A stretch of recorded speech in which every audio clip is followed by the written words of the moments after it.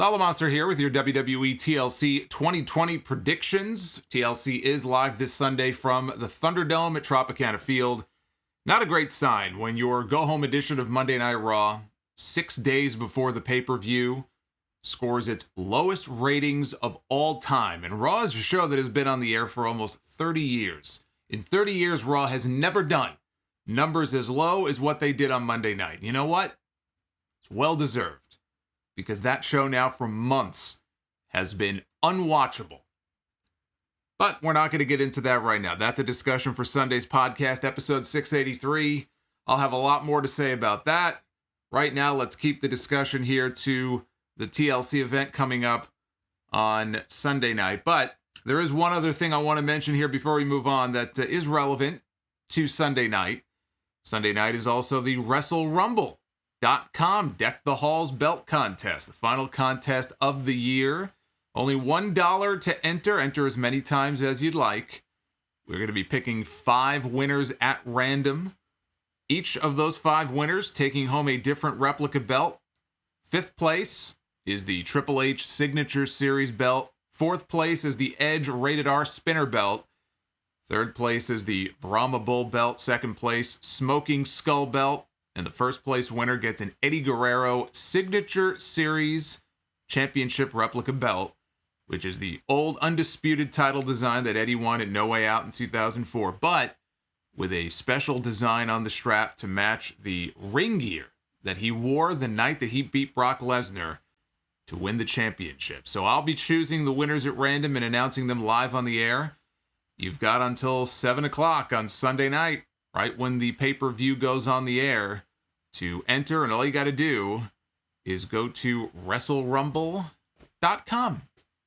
And again, tune in live on YouTube. As soon as TLC goes off the air, I will have a full recap of the show and the contest and your calls. We'll have a good time on Sunday. I am recording this, so you know, before the final episode of Smackdown, which airs tomorrow night.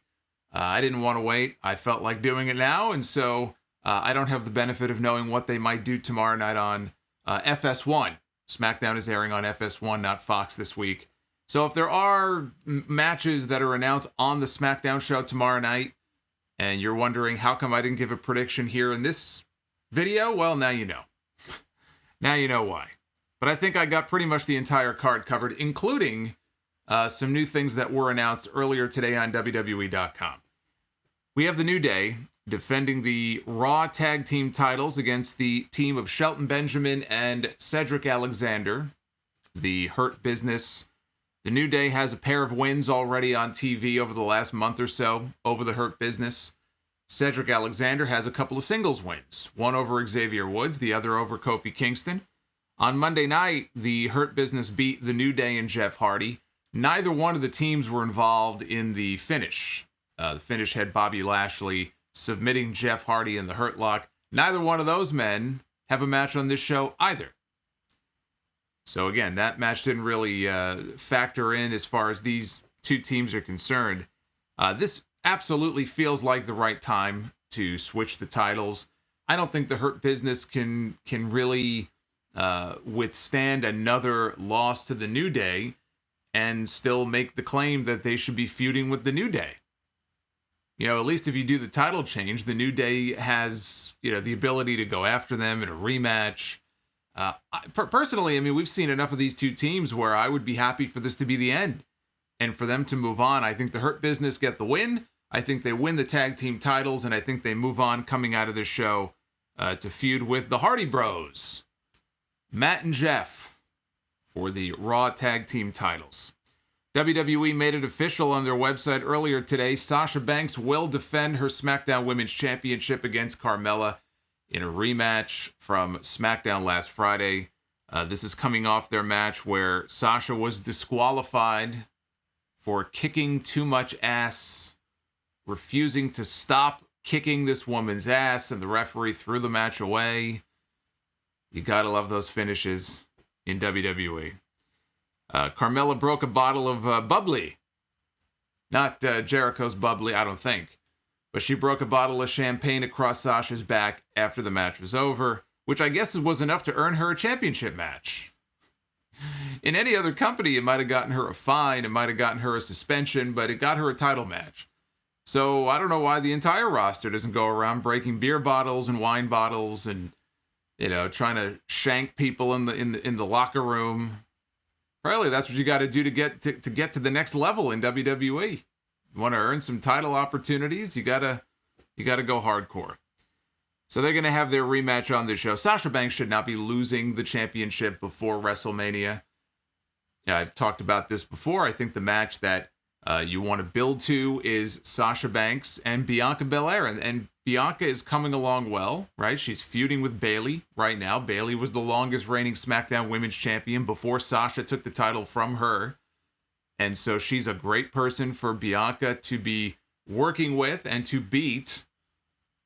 Whether she beats her in the first match or they have another match and she beats her, she's got to beat at least one credible person before WrestleMania. But Sasha should go to WrestleMania unblemished and then potentially drop the championship there. Or maybe not.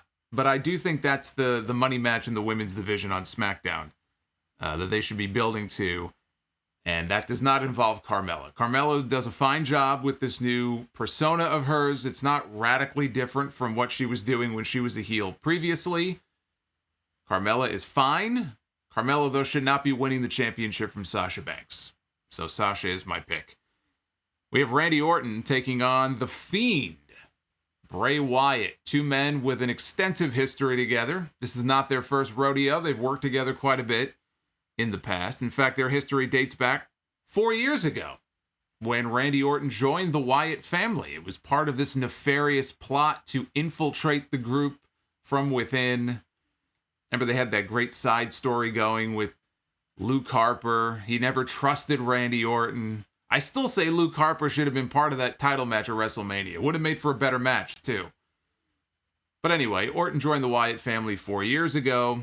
We saw Randy Orton burn down their compound. He burned down Bray's shack in the middle of the woods. Then he walked down the ramp at WrestleMania with what looked like a superimposed giant sperm underneath his feet. Supposed to be a snake. A viper, I guess. Looked like a sperm. And that's not just me saying that. That's Randy Orton. Randy Orton was not happy about having to walk to WrestleMania, and his grand entrance is ruined. It was ruined by sperm. Don't you hate when that happens? So anyway, that was a shitty entrance for a shitty match. Bray Wyatt, Randy Orton at WrestleMania 33 sucked. It was a terrible title match. There was nothing exciting about it at all. It was just I was in the stadium that night. Brutally boring is a good way to describe it. It was a brutally boring championship match. But again, Orton has said as much himself. The sperm thing, not the brutally boring part. Then came the House of Horrors match at Payback 3 years ago. They were doing cinematic matches before WWE made an entire year out of cinematic matches. Although that cinematic match was their answer to Final Deletion. Because the Hardys, Matt Hardy at that time was doing some pretty innovative stuff. Now it's been so many years, it almost seems just completely played out. But that was WWE's response to that, I believe. And I feel like I was one of the only people who actually liked the match. Not so much the second half, but the stuff that they filmed at the house. I remember liking that just because it was different, and I like horror movies, and I like that kind of stuff anyway. But I feel like I was one of the only people who actually liked that match, and that's what changes things for me. If this was going to be a straight up wrestling match, I would have very low expectations coming in. And a lot of that has to do with their WrestleMania match. I've seen Randy Orton and Bray Wyatt go one-on-one before. In fact, they did on Raw Monday night. And there wasn't anything terribly exciting about that match on Monday either. Or I should say the previous Monday, not this past Monday, but the week before. So I've seen it before. and there was nothing terribly good about it. If this was going to be a wrestling match, there's really nothing to get excited about.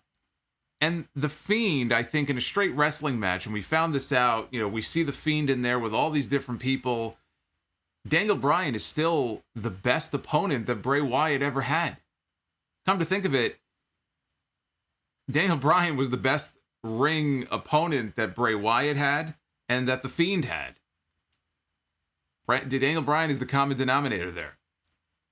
You've got to have the right opponent, though.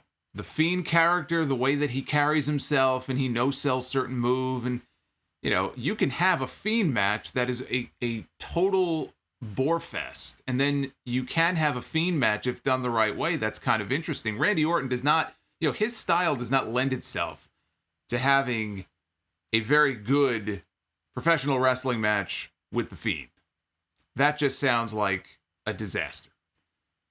But we now learn that there is a new stipulation that has been added. It will not be a straight wrestling match. And after the event of Monday night, Randy Orton played a game of hide and seek on Raw Monday night with Bray Wyatt.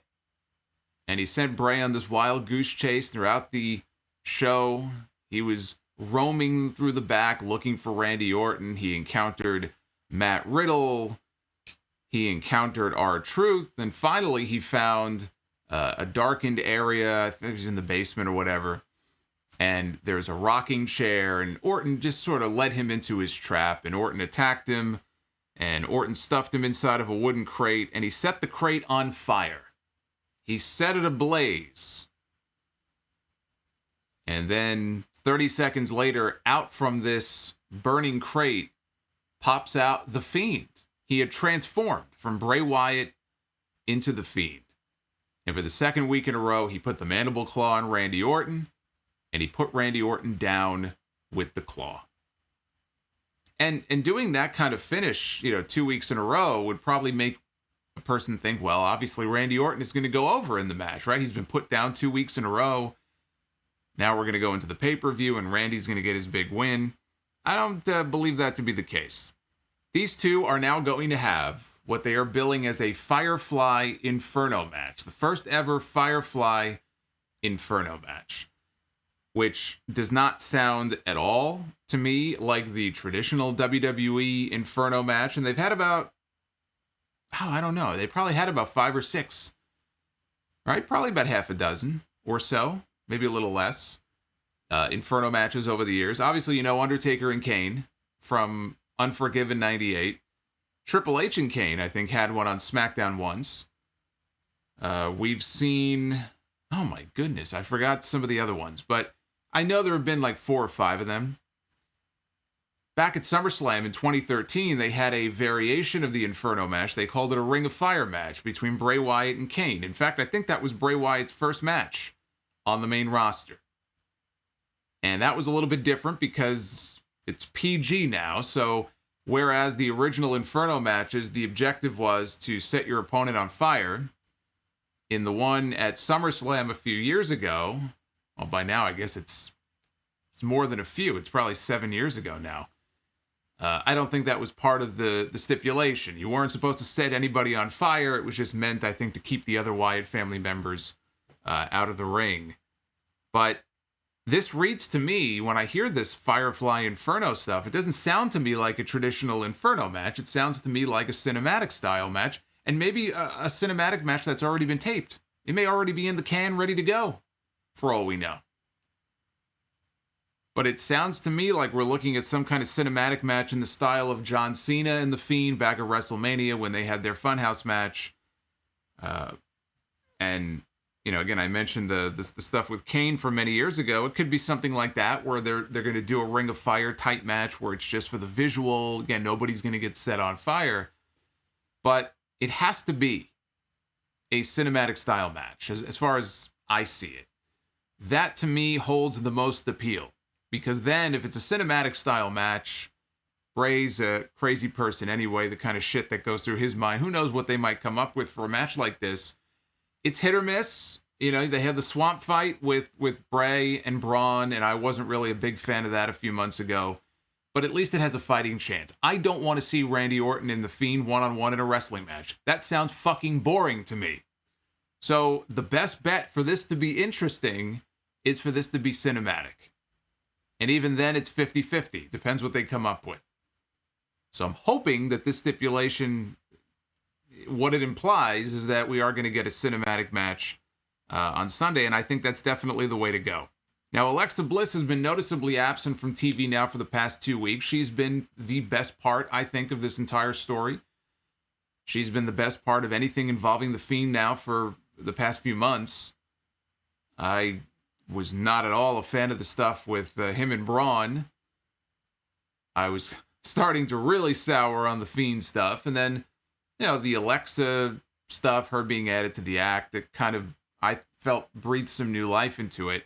She's been noticeably absent from TV. I would expect her to be on this show. I'd be very surprised if she missed TLC. And I would expect her to factor into the match in some way. It's been a very up and down year for The Fiend, right? If you think about the year that this guy has had, he came into the year as the Universal Champion.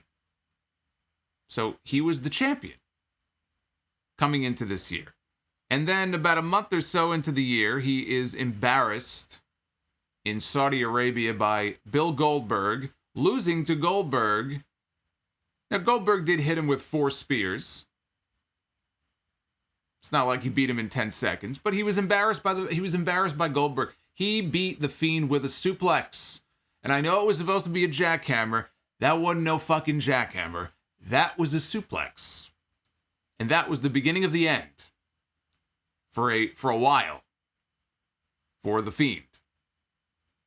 Even if you enjoyed the stuff with Cena at WrestleMania and some of the other stuff, to say that it stifled his momentum for a while, and it took some of that specialness away from the Fiend character for him to be beaten in the way that he was beaten. There can be no debate about that. It was embarrassing. But then he had the match with Cena. He was able to get his revenge on John Cena and avenge the loss from WrestleMania many years ago by beating him, if you can even call it a match, beating him in the Funhouse match. Then he had the feud with Braun Strowman, got the championship back, only to transition it a week later, immediately over to Roman Reigns. And I have no complaints about that because Roman Reigns has been doing some good shit. But that's what I mean. It's been a very up and down, Jekyll and Hyde year for The Fiend. And he should win this match. I'm picking him to win. I think he will. But I don't really have anybody to cheer for here. This is a very unique match in that there are no real baby faces. There's no real hero. There is nobody the fans can go, man, I want to see this guy win. Or, man, this guy's been really screwed over. I hope he can get his revenge and the bad guy will get his comeuppance. Who's the bad guy? You've got The Fiend, who has corrupted and brainwashed this poor woman. Then you've got Randy Orton, who has been a scumbag all year long. He tried to re-break the neck of his best friend who came back to wrestle 9 years. You're right, he was out with the injury and everything, spinal fusion. He tried to paralyze this man all over again, his friend. If that's what he'll do to his friend, what is he going to do to somebody that he hates?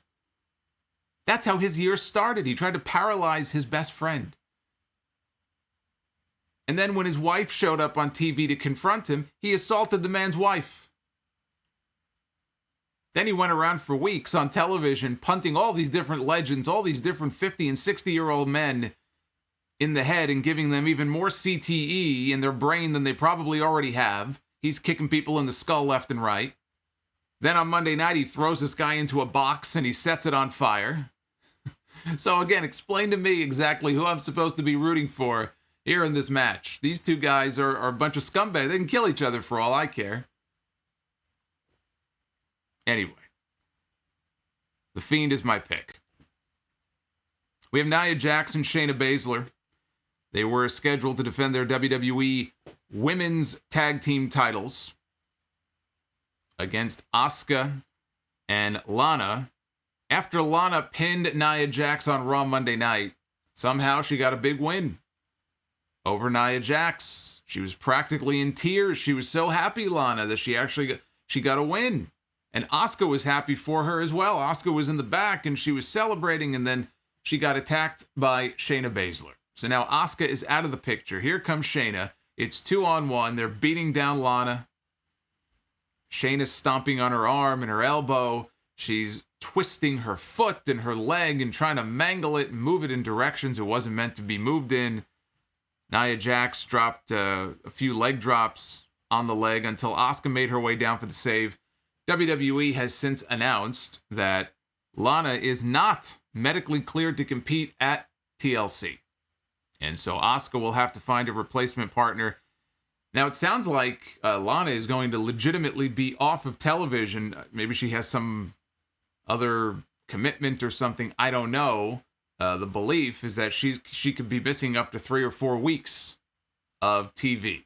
So if we assume this is not some kind of swerve, I mean, if she's not medically cleared, then she wouldn't be allowed to compete anyway. If this is not a swerve where Lana shows up and heroically tries to wrestle, and then they go on to win the tag team titles. And by the way, I don't think this story is going to have the intended effect if that's what they plan on doing here. Nor do I believe that if you had packed crowds right now watching this storyline with Lana every single week, I don't think you would have an arena full of people who are going to lose their minds and be so happy and so excited because Lana won the tag team titles. I don't think people care that much. I really don't. I see what they're trying to do with this storyline. I don't think it's working. So the fact that Lana is not going to be part of this match is fine with me. Even though it defeats the whole purpose of everything they've been building to now for weeks and weeks and weeks. I'm okay with that. So now Asuka has the mystery partner that she has to go out and find. Peyton Royce went on Twitter earlier today to offer her name as a potential partner for Asuka. We know Eva Marie, see her name mentioned. She's signed. She's ready to come back any week now. God help us all. I don't think Eva Marie is going to be in. I know some people were throwing her name around. I don't think this is going to be a spot for Eva Marie. Why the fuck would Asuka pick Eva Marie anyway as her partner? Come on. Use your head. Besides, I think Eva Marie is probably going to be linked up with Angel Garza. Angel Garza has been doing this thing on TV where he's presenting a rose to someone off camera. We can't see who it is. We only see her hand. She's got the red fingernails. Who's this mystery woman? I think it's going to end up being Eva Marie. So I don't think she has anything to do with this. I think the mystery partner winds up being Asuka's old nemesis. And the nemesis to a lot of people online, apparently. She's a very polarizing figure. Charlotte Flair. We haven't seen Charlotte Flair on television in quite some time. And actually, it would make total sense for it to be Charlotte, because I went back to find out when was the last episode of Raw that we saw Charlotte Flair. June 22nd was the last time that she appeared on TV. And it just so happens that the last time we saw her, she was on TV brawling with who? Nia Jax. And when it was over and she was in the back, Nia attacked her and went after her arm. And WWE was reporting at the time that Charlotte may have suffered a possible collarbone fracture as a result of the assault. And we have not seen Charlotte since the summer, the very beginning of the summer. So Nia Jax is the one who put her on the shelf. Makes sense that it would be Charlotte who wants to come back and get her revenge. And I'll say this, if it does turn out that way, if it turns out to be Charlotte Flair and Asuka, then they win the titles. If it is anybody else, Peyton Royce, Nikki Cross, Lacey Evans, I mean, whoever it is, then I predict Nia and Shayna to retain. So I'm only predicting a title change if it turns out to be Charlotte Flair. Charlotte hasn't won the women's tag titles yet, I don't believe. Has she? She's won every other title, right? But not this one? All the more reason. I'm sure WWE wants another title on her resume. Mandy Rose made her return. She's been out for a few weeks with, I think, a minor shoulder injury. She made her return on TV Monday. She came to the aid of Dana Brooke after her match with Shayna Baszler. I don't think the mystery partner is Mandy Rose. I don't think it's Dana Brooke. It wouldn't make a lot of sense for it to be only one of them. Why one and not the other? What I do think, though, is that they'll be probably in line next for a shot at the titles. And that would make more sense if it was going to be against Nia and Shayna. But whoever the champions are, Mandy and Dana, probably in line for a shot. But I think it's going to be Charlotte in that spot. Then we get to the two main events. Our two TLC matches, the namesake of this show. Roman Reigns defends the Universal title against Kevin Owens in a tables, ladders, and chairs match. When Kevin Owens got drafted last year from SmackDown to Monday Night Raw, he was desperate. It's his word. Desperate for a fresh start. When Kevin Owens moved from Raw back to SmackDown this year, he was desperate for a fresh start. That's what he told Graham over at Bleacher Report. Did an interview with Bleacher Report a few months ago. And he talked about this weird position that he's been in for a couple of years now, where he has high hopes when he gets drafted. He moves from one brand to the other, and then they just don't really have a whole lot for him to do. And I think it's just because he's someone who is not fully appreciated by the company. Kevin Owens has been at times a big player. He's been champion, many years ago. But I don't think they fully appreciate what they have in him. And so what ends up happening is you have a guy like Kevin Owens who just falls through the cracks. And you can go months without Kevin Owens really doing much of anything. I look forward to the day where Kevin Owens is back to being a heel. I still feel Kevin Owens is more of a natural heel. I don't know if that means he would stop using the stunner, if they think the stunner is more of a babyface move. So I'm just putting it out there. Not that I see it happening anytime soon, especially now. They should be very glad that they had Kevin Owens on the babyface side of the roster, because they wouldn't have very many other options if they didn't have him to plug in there. But here he is finally in a prime position on the show. He's challenging for the championship. Unfortunately for him, though, the person that he happens to be wrestling is Roman Reigns, who is on the biggest tear right now of his entire career. He is doing the best work of his career. He is the most interesting, to me anyway, that he has been since The Shield. Everything he's doing right now, him and Heyman together, I love that pairing. Everything is just firing. The stuff with Jey Uso, it's great. That's bad news for Kevin Owens. Because I don't think that we're quite at the point where anybody sees this title coming off of Roman Reigns anytime soon. So I think it's safe to say we'll see Jey Uso get involved. And my not so bold prediction is that Jimmy Uso will make, and we've seen him make a couple of appearances, right? He ran in the Hell in a Cell match to try to protect his brother. But he's not really taking bumps and doing much because he's been out with a torn ACL.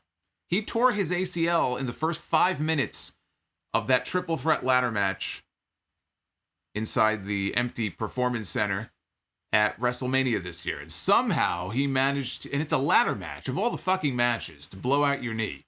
And this guy finished the match. So that's a tough dude right there, but ACL injury keeps you out for a long time. Last we heard from him back in August, he was projecting and hoping that he would be back in January. Well, it just so happens that January is not too far away. And I think not only are we going to see Jay, we're going to see Jimmy. Jimmy is there, though, to help Roman Reigns, not to try to, attack Roman for what he's done to his brother. I think we're going to see finally the full formation of this Samoan bloodline faction with Roman and both Usos. And Jimmy and Jay will be there to help him get the win. And Kevin Owens, well, not good timing, buddy. Kevin Owens ain't winning this championship. There is next to no chance at all that Kevin Owens walks out with that title. I predict Roman Reigns is my pick. Roman Reigns is going to WrestleMania as the Universal Champion. Roman Reigns is probably going even beyond WrestleMania as the Universal Champion. The way things stand right now, I could see him going to Mania and retaining and going even further beyond Mania, maybe even all the way to SummerSlam. But at the very least, he is going to WrestleMania as the Universal, uninterrupted, as the Universal Champion. But he's definitely not losing the title to Kevin Owens on Sunday. Then we have Drew McIntyre defending the WWE title over on the Raw side against AJ Styles. This is the other TLC match. We have two of them on this show.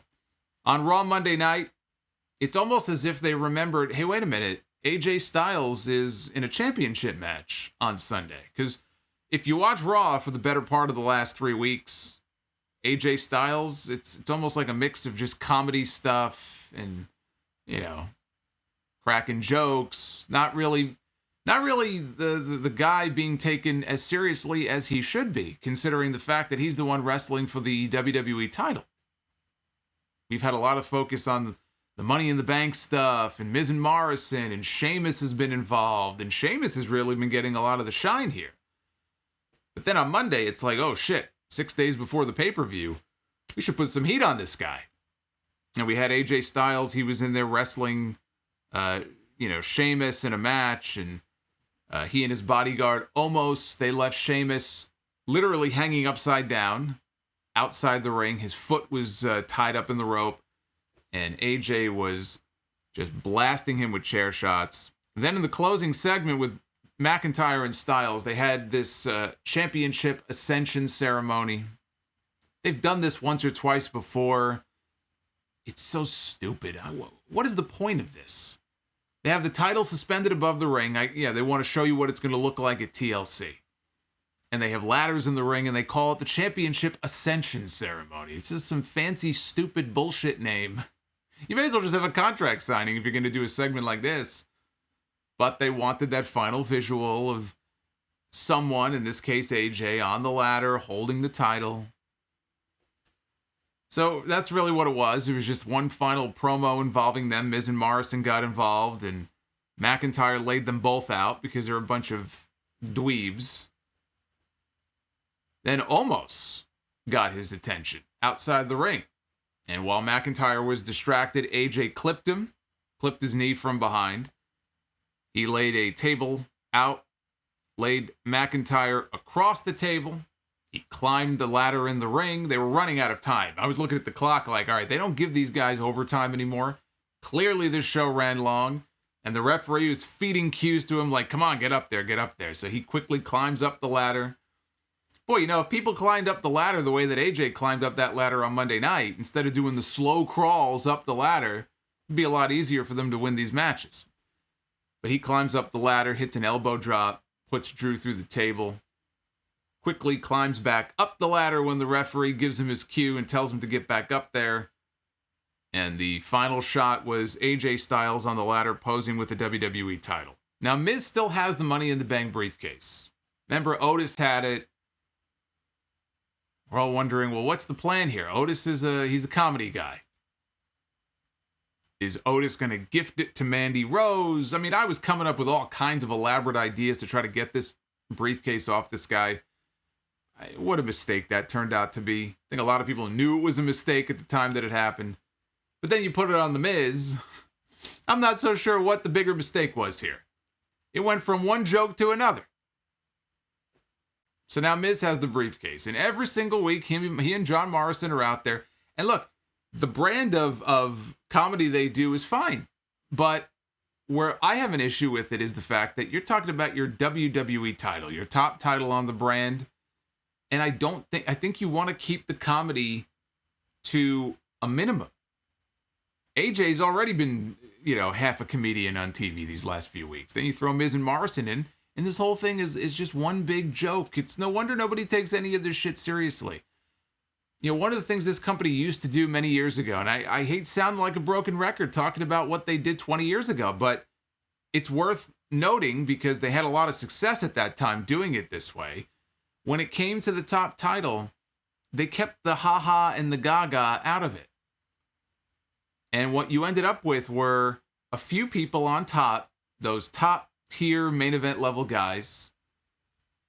And they were all very serious about what they do, and they were all laser focused on wanting to be the champion and doing whatever it takes to be the champion. And yeah, you would have The Rock come out, and The Rock would make fun of everybody. And he could get away with it because there's only one Rock. That was his shtick. He would come out, he would insult people, he would do these, make people laugh.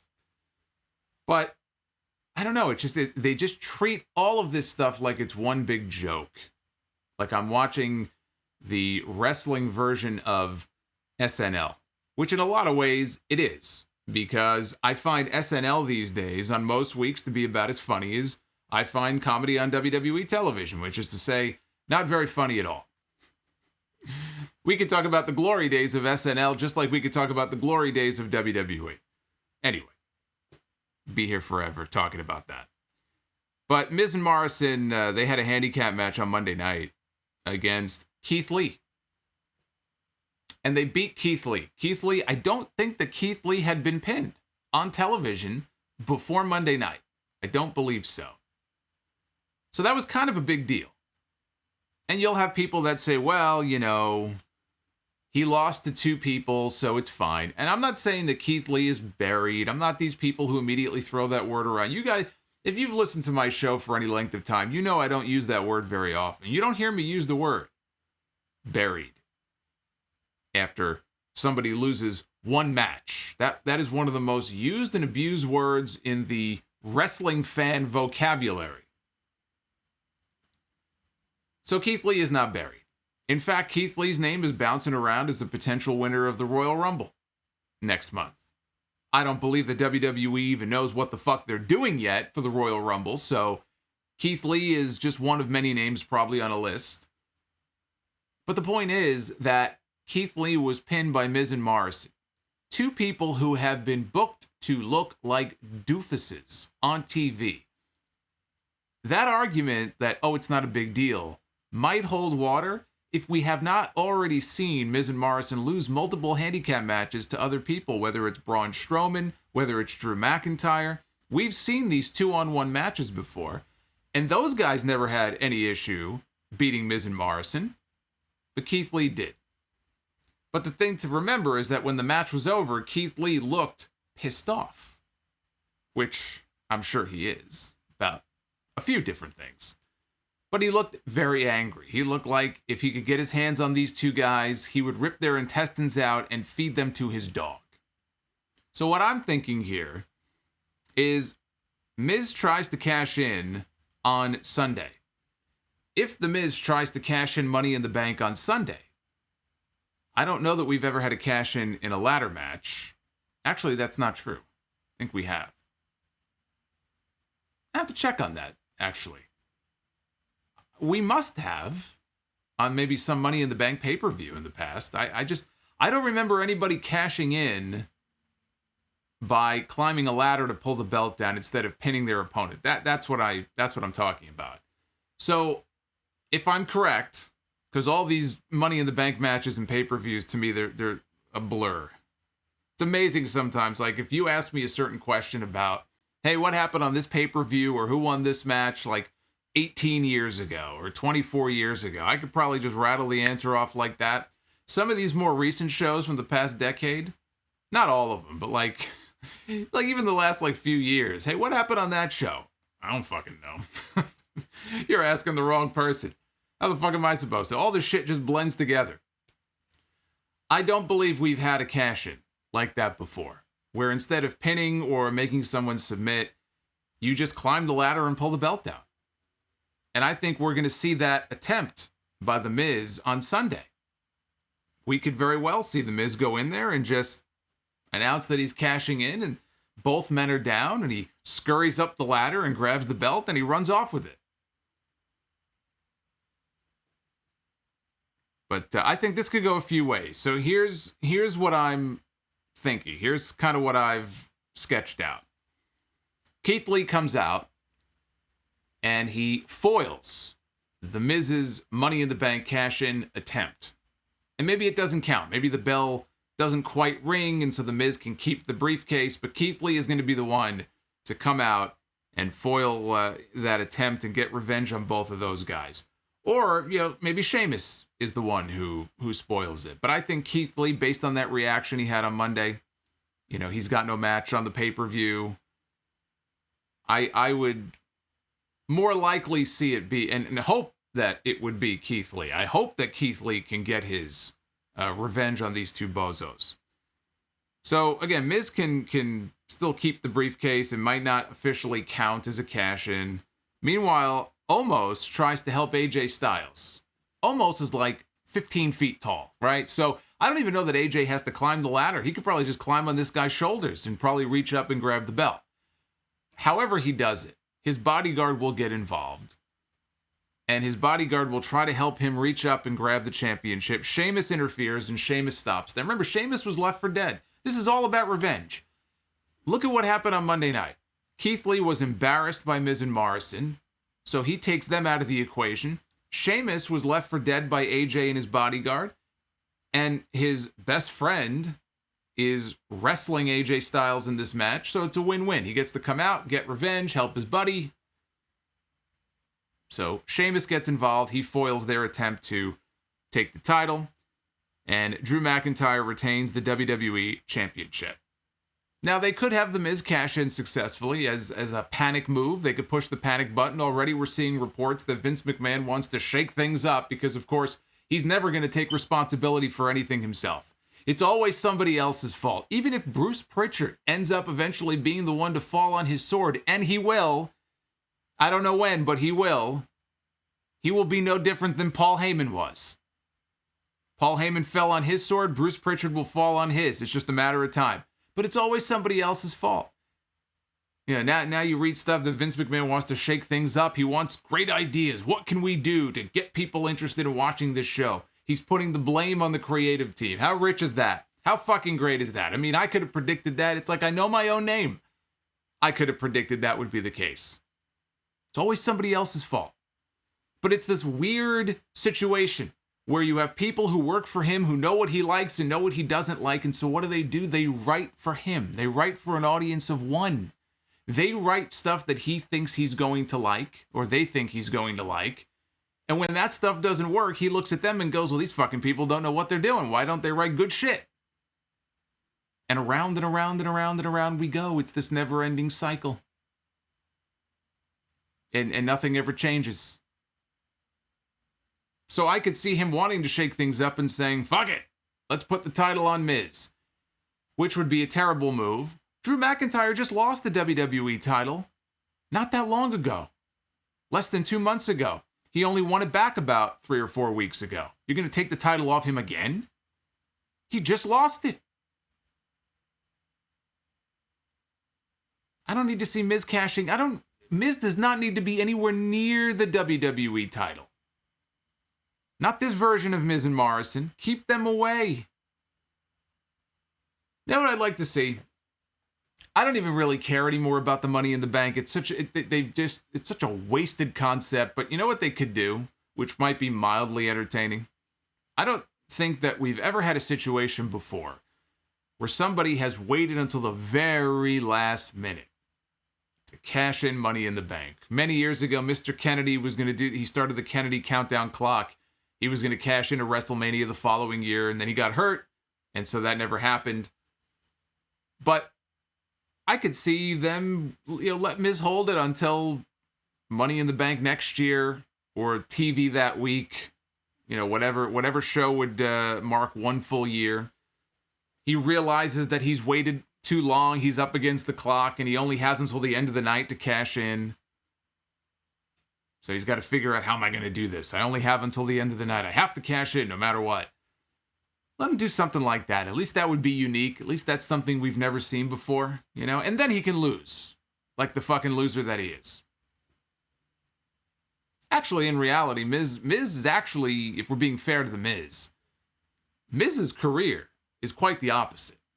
Miz has had quite an amazing transformation from where he was when he first came in to where he is today.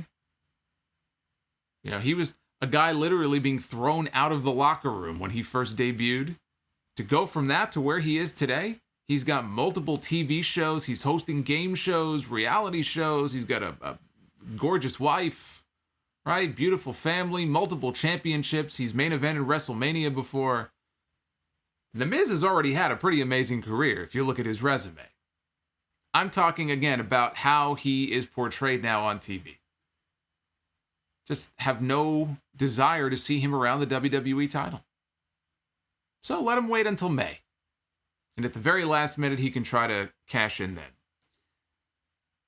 But they already took the title off McIntyre recently. They don't need to do it again. And you've got this great story waiting there. They've been focusing more on that than they have the match with AJ. The stuff with Drew and Sheamus. They've taken their time to build their friendship out, their relationship on TV. How often do we get to see a heel and a babyface, right? And Sheamus has been more positioned as a babyface in recent weeks, but they don't really do this sort of thing. So that kind of makes it unique. Not going to take the title off McIntyre now, and to have Sheamus turn on him at TLC, why would he do that? Why? Because Drew didn't come out and help him on Monday night? Maybe you don't even have to have Sheamus turn on him. Everybody's expecting it. Keith Lee is literally confronting Sheamus on TV every week and saying, hey, everybody in the locker room is waiting for you to turn on your friend. It would be a swerve if he didn't turn on him. But you can't change the title now when you've got this great story there waiting. And the one thing that's going to divide the two of them is going to be that title. Otherwise, what's the need for them to even feud? If not over the championship. You're my best friend, but you have what I want. I want the title. You have it. There's your story. Drew McIntyre retains. By the way, one other thing about Monday night. The week before, Sheamus and Drew got in a brotherly fight in the back, right? And then Pat Buck got between them and they put Pat Buck through a table. So the announcers mentioned on TV this week that Sheamus and McIntyre are not going to be punished. They're not going to be suspended. What did Tom Phillips say? I think it was because Pat Buck, like he got involved in something that wasn't his business. He had no business being involved or something. So Drew and Sheamus are not going to be penalized. And I'm thinking to myself, well, that's cool. Okay, fine. But boy, the inconsistency here is something else. We literally saw Nia Jax many months ago on TV assault Pat Buck and get suspended. And all of a sudden it's like, well, Pat Buck had no business putting his nose where it didn't belong. So we're not going to punish these two guys. Not that I would ever argue against a Nia Jax suspension and getting her off TV. It's fine with me. But holy shit. You talk about two massive inconsistencies there. I can only laugh. Such is the state of WWE writing. What are you going to do? But that's your TLC card. That's the card as it currently stands as of Thursday night. Again, join me on Sunday. Got two podcasts coming up on Sunday. The main one, episode 683, dropping on all major podcast platforms, the ones you see on the bottom of your screen. All of those and more. Those aren't the only ones. So if one doesn't work for you, I get messages sometimes, hey, it hasn't pushed to Spotify. It's not on Stitcher. Where is it? I guarantee you, if it's not on one, it's on a bunch of others. You're always linked in. You're always hooked up. So that show is going to be dropping on Sunday. And then after the TLC pay-per-view on Sunday night, right back live on YouTube, covering the entire show, the good, the bad, the ugly, everything in between. And of course, the Wrestle Rumble contest that I mentioned a little bit earlier on, which you can still enter right now. Entries are open until 7 o'clock, right up until the moment the pay-per-view goes on the air. $1 to enter. Going to pick 5 winners, and you could be one of them. In fact, I would love it.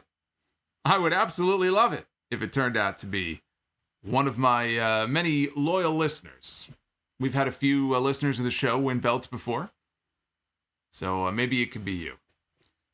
And that's the pay-per-view.